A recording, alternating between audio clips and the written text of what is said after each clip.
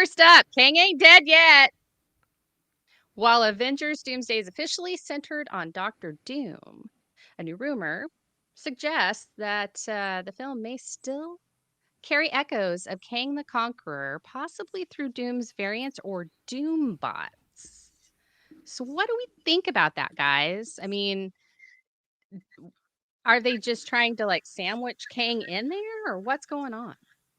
I What's hope this they about? It's a do. rumor, but I hope they do resolve the whole Kang thing somehow. I know it's not going to be what the plan was or what we were expecting, you know, Kang to be, but I hope they find a way to kind of button it up and move on. It sucks that we don't get Kang as like a big bad, but still, like, let's button it up and move on instead of leaving more Marvel open-ended plot lines laying around. So, let's Right. just move forward with Doomsday. Right. The rumor was, and we talked about this a while back, but the rumor was that they were planning on starting the movie out with Doom essentially killing the entire Council of Kangs, and Mhm. and robbing them of their ability to jump through like different dimensions and times.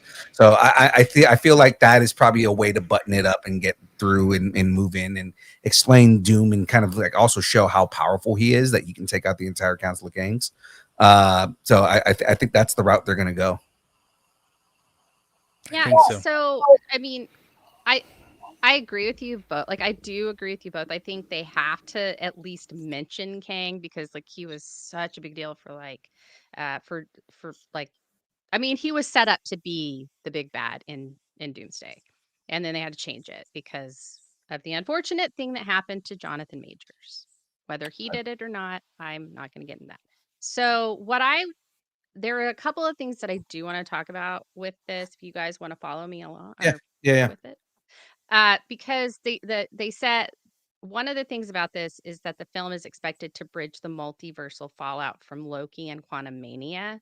So because I know that's a big thing, I think that that's how they get the Kang buy-in because Kang was a part of that. So they've got to at least address it, right? And that's what you guys Right. were kind of talking about, like at the first part of the movie that do that. James, you said that you liked it, and I don't know. No, I I I just totally want lost them everything. to button it up and move on. Like there's so many like weird little Marvel like plots that never get finished, you know? Like Mhm. let's just move forward. We're gonna forget about some of the stuff that they were trying to do. Sorry, we're gonna lose Kang. Let's just move forward and go from there. Yeah. So do you think that this could be Marvel's way of like testing the audience's appetite for Doctor Doom before really fully committing to him being a long-term villain? You know, I think they're going all in, to be honest. Especially bringing what is it, RDJ back for Mhm. this role and announcing it at Comic Con in Hall H. This is it. This is like we're bases are loaded. We're gonna hit the home run. We're gonna hit the grand slam. This is it. This is gonna happen. There's only one person that can do it, and it's RDJ. Yeah, So I mean they went really all in with RDJ coming in as this. I'm assuming just to move forward that it's a variant of Doom, of Victor Von Doom, because I don't think he's gonna do an entirely new set of movies as Doctor Doom. I think this is a way to introduce Doctor Doom, show what kind of threat he is, and I think we're moving forward. They're gonna bring an actor in that's gonna carry the franchise moving forward. I think that we're gonna get that variant either in Doomsday or leading into Secret Wars, and it's gonna be Doom versus Doom kind of thing. what do you think, Frey? Do you feel like they're gonna find a way to button up Kang? I do. I feel like they need to. They have to at least mention him. I mean, I don't think we'll actually see him, and it may be I feel like maybe I think maybe I like the idea of the Doombot not just being like these automaton. I want it to be like he's literally taken over all of the Kangs Yeah, and just encased them in like the armor and he controls them. Like Kang was kind of controlling everything from the end of the world, like now he's the person that's being controlled Right. by being a doom bot, and so like he has no control over it. I like that idea because that really like ups Doom to a different level that I think he needs to be for this MCU. So I do think that that is actually a really good thing. So, but I'm gonna watch it either way. I wouldn't mind seeing Jonathan Majors in it. Like, I wouldn't either. I wouldn't have an issue with him coming back. At least yeah. button up the character. Yeah, so I definitely want to see it. They definitely had there's fallout from Loki and Quantum Mania. They left a lot of threads hanging there. They definitely need to address it. So yeah, absolutely. So, but let's move on to the next thing because we got tons of Marvel stuff. So Right. the next one is he's purple and lives rent free in our heads. That's right, everybody. It's the evil grimace. In a recent interview, Josh Brolin hinted that Thanos might not be done with the MCU. While he didn't confirm specifics, speculation is swirling that Avengers Doomsday or Avengers Secret Wars could feature a variant or a flashback return of the Mad Titan. So, first thing I want to talk about this is Josh Brolin doesn't really say stuff unless something's going on, right? So him suggesting that Thanos could reappear in Avengers Doomsday or Avengers Secret Wars is kind of a big thing because I want to say a month ago he was saying, I don't think I haven't heard anything. So now he's saying he could.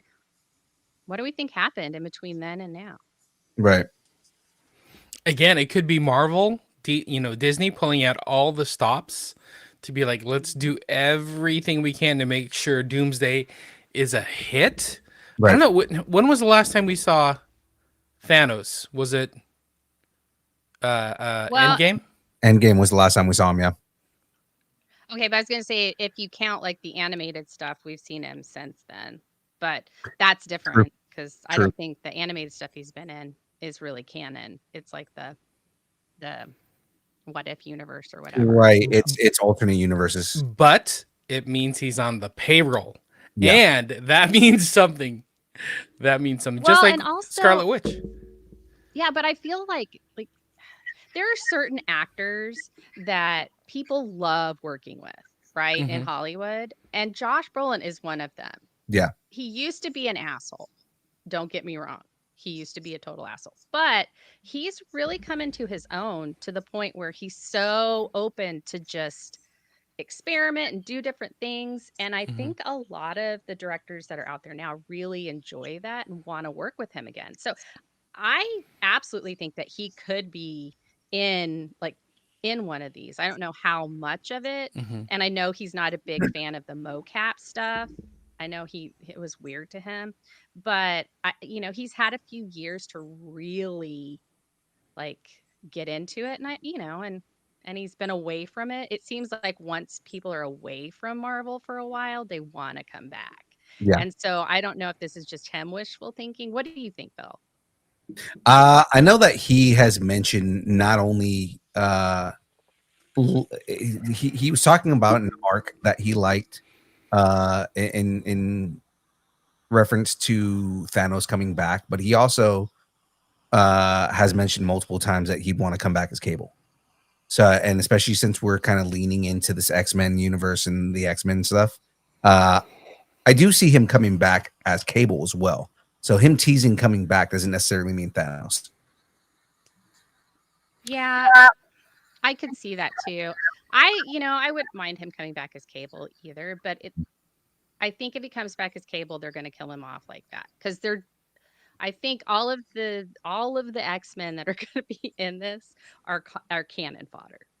They're going to get rid of them so they can reboot the mutants, and we have a story about that in a little bit, so I'm not going to Hmm. really. Hmm. But yeah, so I could absolutely see that. I also like the formats. Like it could be he's a multiversal variant, it could be a flashback, it could be an alternate timeline. They've done that before, the alternate timeline Thanos or the Thanos of the past Right. or whatever, like when They he did that came, in Endgame. Yeah. Yeah, and I feel like I don't know if they're gonna do that, but he could be a variant or a flashback. So I don't know. I don't know.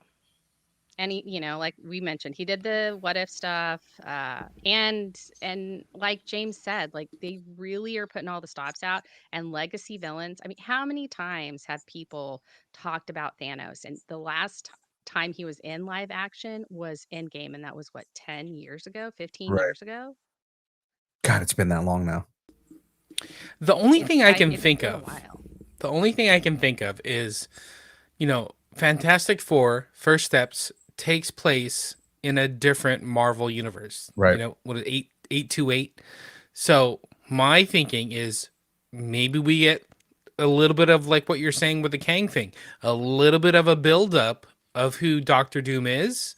Maybe he takes out the Kang of that universe, or the Thanos of that universe, and finds a way to build up that reputation, for his dominance, that sort of thing. So who knows? I mean, in a way, it could happen. I don't, but if we're just talking about the 616, I don't think we're going to get him in the 616. Now, we're talking about 828. I think it's a different story. So I love that you made that distinction, because that's very important, because we haven't seen the Thanos of 828. We haven't seen really any of the other Thanoses. We just saw the Thanos from the past, and then the Thanos that they first went up against. And so, I mean, and well, like if we include what if, we saw the Thanos where Black Panther was Star-Lord, right? And so, Right. and we know what happened there. But I'm like, so it could be anything.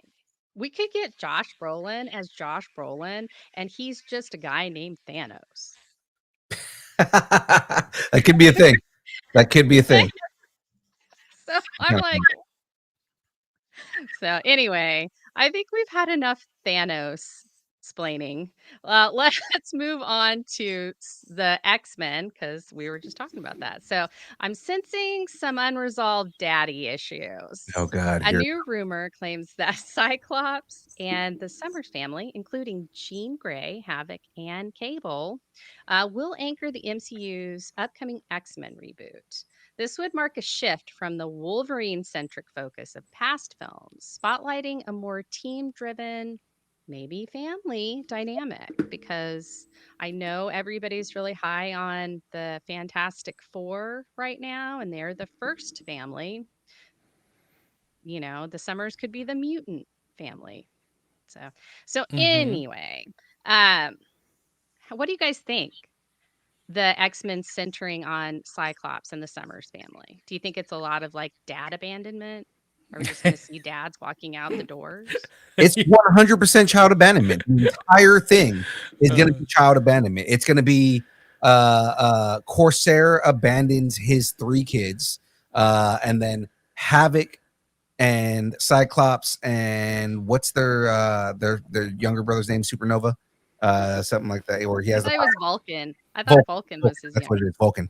The He three don't matter. He don't matter. the 3 of them get abandoned, and then Scott abandons his 3 kids, and then we down the line, and I say 3 because 2 of them are variants of the same guy, but I mean, like, right? You have Nathan, and Well, you no, have I mean, if you're doing that, isn't Hope like also a child that's of theirs? what I'm saying. That's what I'm saying. Hope's not their child. Hope is Cable's child, and Cable. Oh, that's abandoned right. Hope, Yeah. right. So I mean, Yeah. like, There you go. that is the legacy of the Summers family, is they all abandon their children, and that's going to be if we get that full dynamic, if we get the entire dynamic of I hate my dad because he abandoned me throughout the entire thing, maybe we get like a grown-up version of Hope down the line, and she hates fucking Nate because Nate left her. There you go. Yeah, that could be it. That's pretty funny. I think that would be funny. That would be a great like sitcom. This is going to be Like all the kids are home. They're home for the Thanksgiving with the Summers family. It's just all daddy issues. Okay, I'm sorry, James. Go ahead. I was going to say it's going to be traumatic seeing this movie in theaters, because the lights are going to come on at the end and all the dads will be gone, like just blipped away, and everybody's gonna be like, "Where's Dad? What happened to Dad?" Did did my dad go out for cigarettes like Scott did? He said he was coming back with popcorn. Yeah. My dad Nate went out for milk and never came back. Oh my god, Oh, man. Grandpa. Anyway, Corsair went out for spice milk and never came back. He came back for Shiar milk.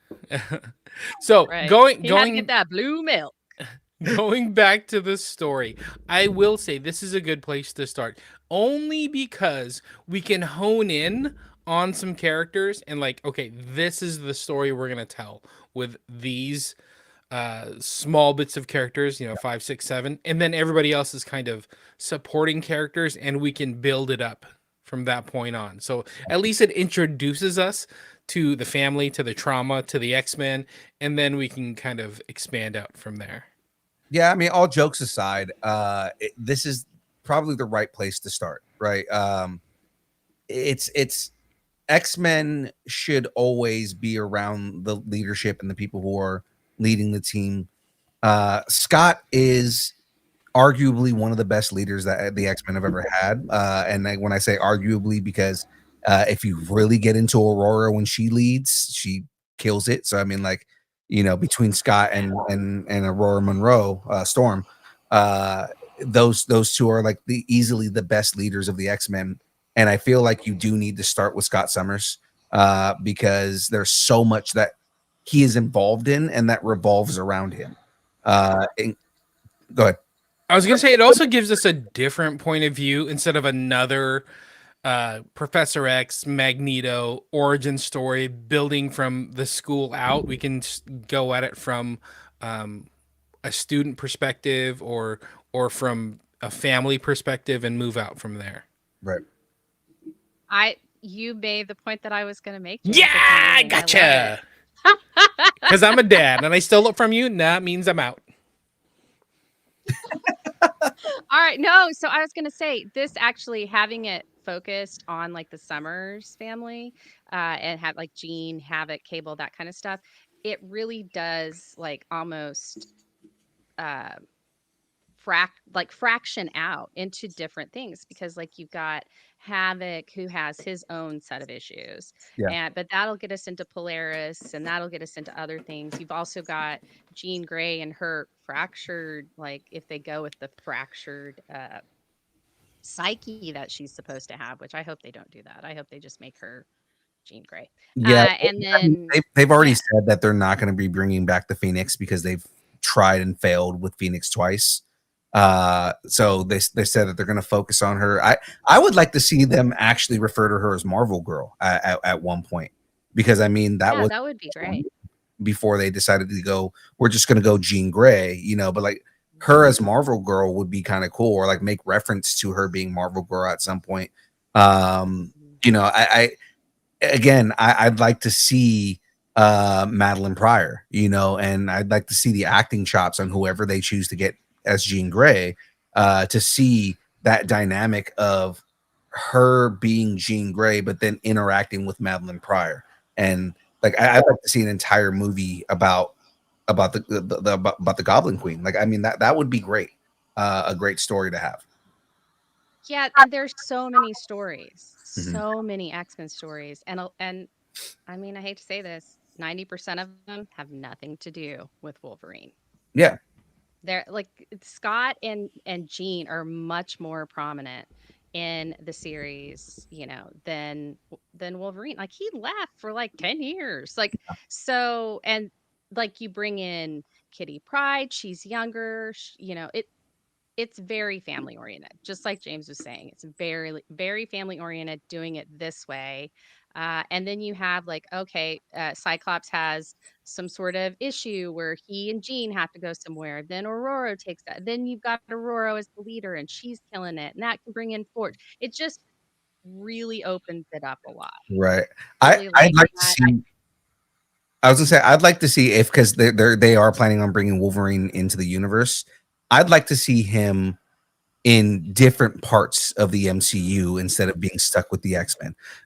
He has been a part of every group and every team within Marvel in the comics. He's an Avenger. He was one of the founding members of the Avengers. So I'd like to see Yeah. him in an Avengers movie separate from the X-Men. I'd like to see him as part of the Defenders. You know, I'd like to see him as part of Midnight Suns eventually, because they are talking about bringing in Midnight Suns. Like he's been a part of every group, and I'd like to see his interaction and dynamic apart from the X-Men.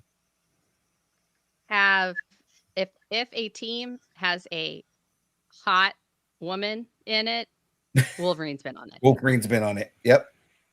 Let's just face it. But yeah, so I like that. I also think that, and this was something that I didn't, when I was first looking at this, that I didn't think about. But if they did it past the Phoenix saga, then you just introduce the Shi'ar immediately. And then what about Krakoa? Krakoa is a big thing. You know, the whole immortality thing. Those are things that are in the comics now.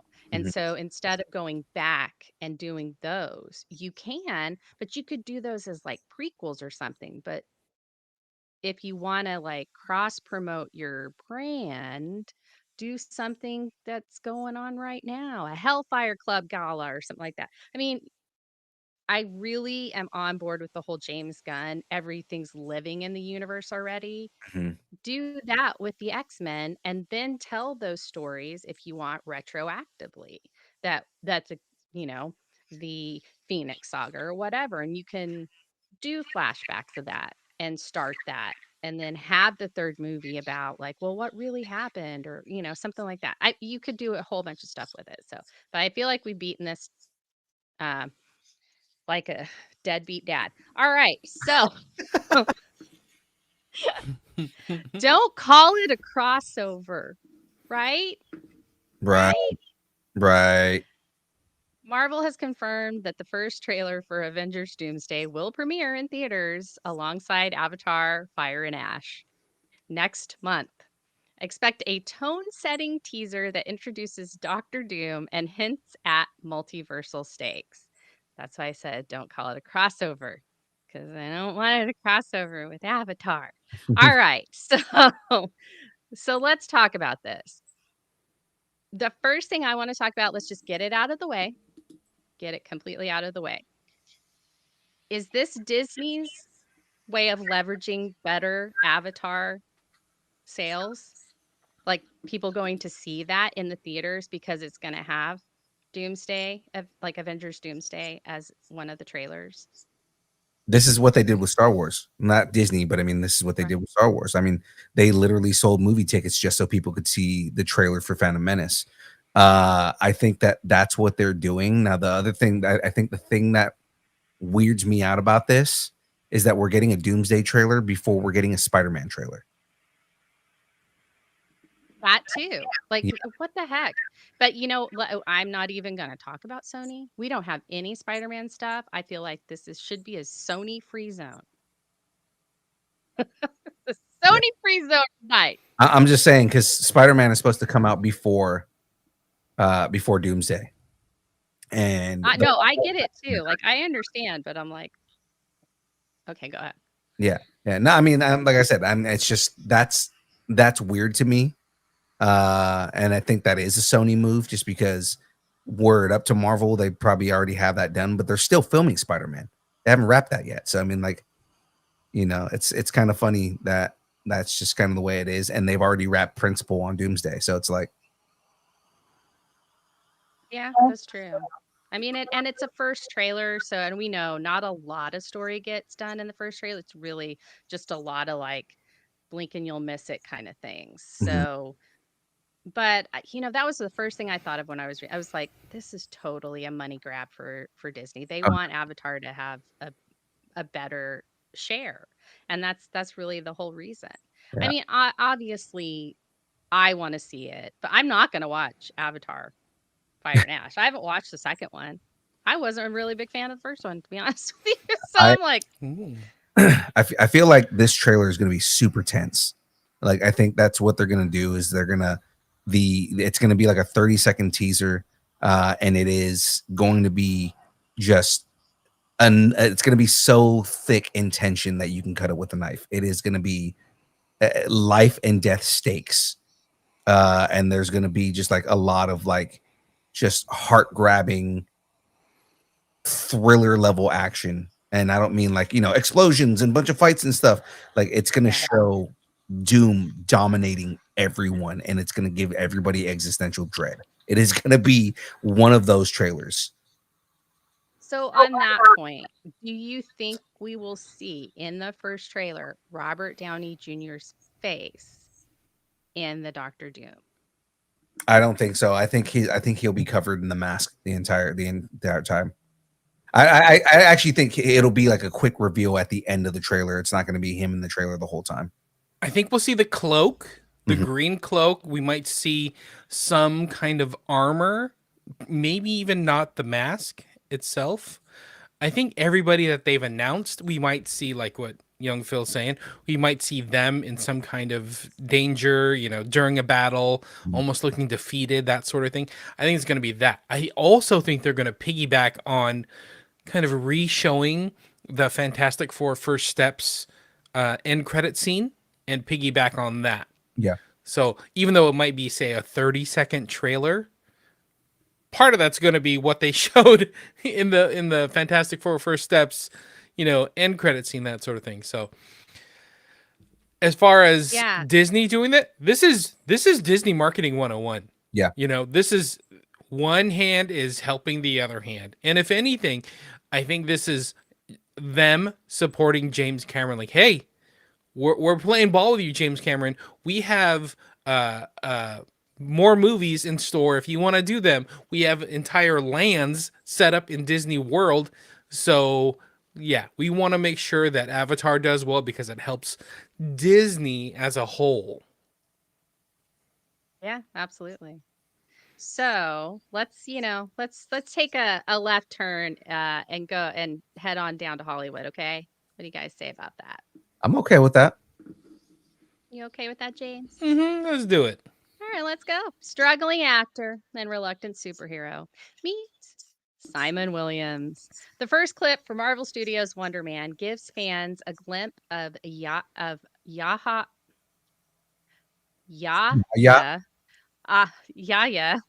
Abdul Mateen. I don't know why I have a problem with that. I am so sorry, Mr. Mateen II. As Simon Williams, a struggling actor with mysterious powers, the series blends Hollywood satire with superhero intrigue, hinting at a layered origin story, which I find kind of intriguing. Did you guys get to watch the clip? I haven't seen the clip yet. Yeah, I haven't seen I've heard other people describe it, but I haven't seen it yet. Okay. So I'll just give you like a quick breakdown of the clip. Okay. So the clip, they're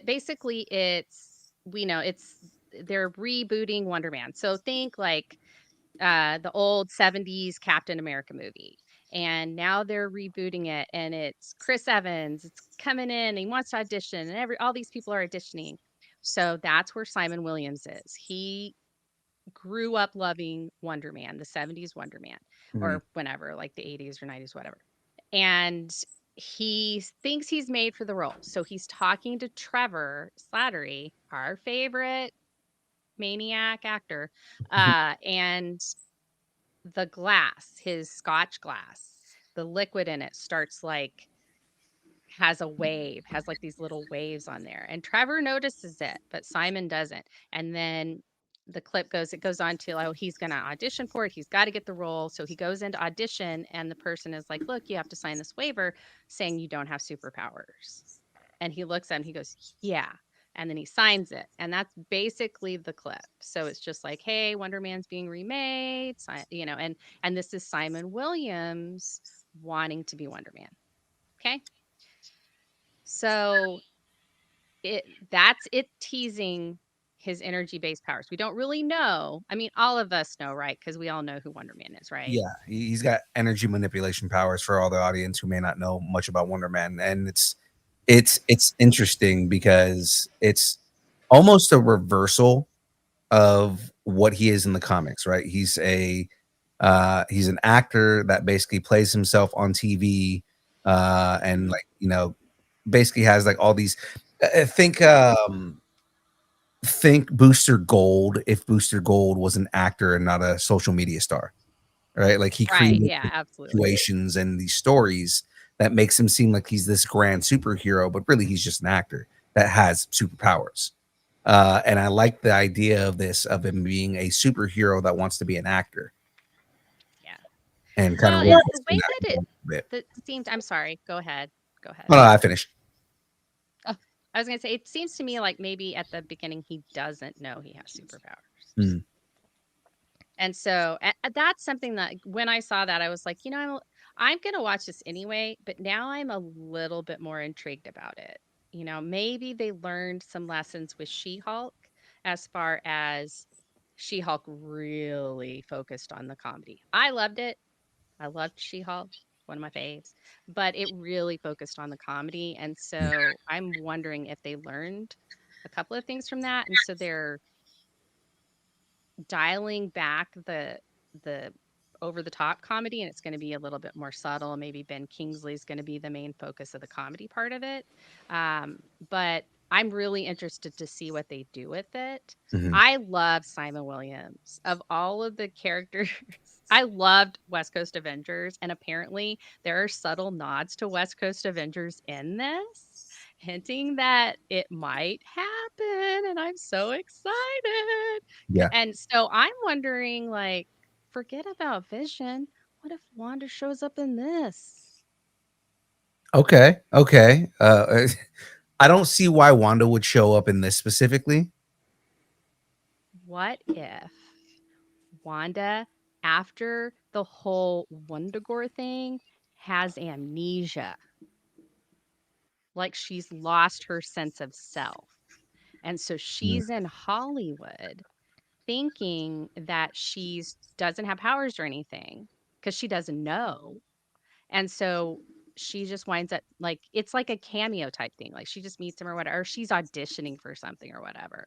And then the next time we see her is in Vision Quest or something. That would be so cool. I would love that. They're not going to do that, but I would love it. Anyway, yeah, I go don't see that ahead. happening. You know who I do see showing up in this show is Aquafina's character, Katie. Oh my Katie. God, that would be I mean, there's amazing. different ties, Or Shang. Shang and Katie would be amazing. right? I mean, there's different aspects to it. Daniel Destin Cretton is directing, and he's the showrunner on it. So I mean, that's like a easy favor that he could get, and just be like, hey, you guys want to do like a quick cameo in this episode? Like you guys are in Hollywood for XY reasons, right? Shang-Chi, he tried to hide that he was a superhero for so long, and was a valet. Like what if they're in LA doing the same thing, Yeah. Yeah. Or maybe Wong like sends them to go get him. right? I mean, because there were Or rumors that Wong is going to show up in this, so Madison. Get Wong and Madison. There you go. there you go. Madison is taking him on a tour of where they did all of the shows that he's been watching with her. Oh, that would be a smart way It's to. perfect. Wait, where was She-Hulk taking place? Was it in LA? No, it was in New York. Yes. Oh, it was in LA. I thought it No, was. it was LA. It was, Oh, yeah. okay. Yeah, All it right, was all right. LA. So we could also get She-Hulk. I'm just saying there are a lot of people around. Lots of people. I thought it was New York because Matt Murdock's in it 'Cause too. it- Like, Yeah, no, but they actually say that in one of the episodes. It's like, well, why are you here? You're normally in New York. And he was like, oh, I had to get a suit. And she thought it was weird, but her her super suit guy is his super suit guy. yeah. That makes sense. And then that's what, yeah. So I don't think we'll get Daredevil, but we could get a She-Hulk, or we could get a couple of the characters from She-Hulk in that. I'm just saying. Be interesting. So yeah, but anyway, so the series does really explore like, fame, identity, and the cost of power in the MCU, I think that's like going to be the main thing, and like how I feel like this show is all that glitters isn't gold kind of thing. Like Mhm. you think you want something, and then Right. when you get it, it's not what you thought it was, and so now you're like, well, I don't necessarily want this, you know. Right. And so I think that he's going to be tackling that while also figuring out, oh crap, I've got superpowers now. I can't tell anybody because I signed that waiver that says I don't have superpowers. What the hell? So I think it's going to be an interesting thing, and I love uh yeah, yeah, Yeah. Yeah. Yeah. Abdul Mateen. It's all this Japanese because the eight. Anyway, it doesn't matter. But I love him. I loved him in the Watchmen series Yeah. I Mhm. was on just gonna say HBO. when he played him playing Doctor Dr. Manhattan. Manhattan. Great. Yeah. Yeah. I loved him in that. And he was a comedian, but then he also got really serious. So you got to see both sides of it. I love that this is kind of his next foray into superheroes because it's such a different character Mhm. than what Dr. Manhattan is. I just think it's going to be amazing. And I hope he is like super successful because I would love to see Wonder Man in the MCU forever. It's interesting because Yahya Abdul Mateen has he has had fairly negative comments about superhero movies in general. In the last couple of years because he was like, they're not serious movies, but it's like, yeah, but you've made your name on superhero movies, man. Mhm. Like, And then he saw that Disney check, and he's like, "Oh, wait a yeah, second." it's like, okay, so you were Dr. Manhattan, you were Black Manta, and he killed it as Black Manta. Easily my favorite part of the second movie because there was a lot of flaws in the second movie, but his performance in the second movie was easily the best part of it. Right. Um, I liked him, and then I liked how Momoa and I can't remember his name, but the guy that played his brother, how yeah. they all like they really Horn. like that. Yeah, I loved them in it. Mhm. Everything else was okay. That dynamic, yeah. But I mean, like, it's like, oh yeah, superhero movies are not serious movies.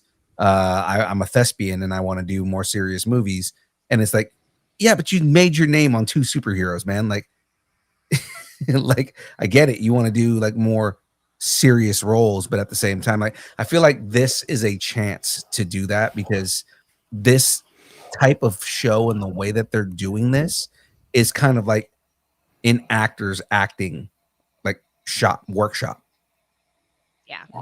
because you can Okay. really do your range in this. All right, yeah, so let's go ahead and end this here, I have ladies a and gentlemen. I've got something to say. Okay.